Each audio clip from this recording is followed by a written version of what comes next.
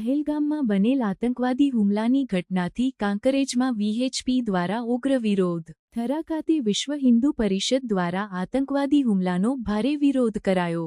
પાકિસ્તાનના તિરંગાનો અને આતંકવાદીના પૂતળા દહન કરવામાં આવ્યું. થરા વિશ્વ હિન્દુ પરિષદ કાર્યકરોએ આતંકવાદ મુર્દાબાદ પાકિસ્તાન મુર્દાબાદના નારા લગાવ્યા.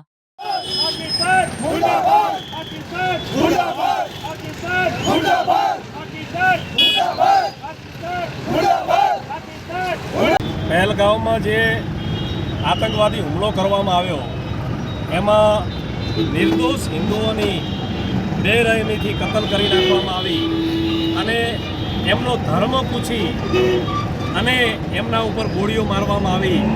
હિન્દુઓને અલગ કરી દેવામાં આવ્યા, મુસલમાનોને અને હિન્દુઓને અલગ કરી અને હિન્દુઓને ઠાર મારવામાં આવ્યા.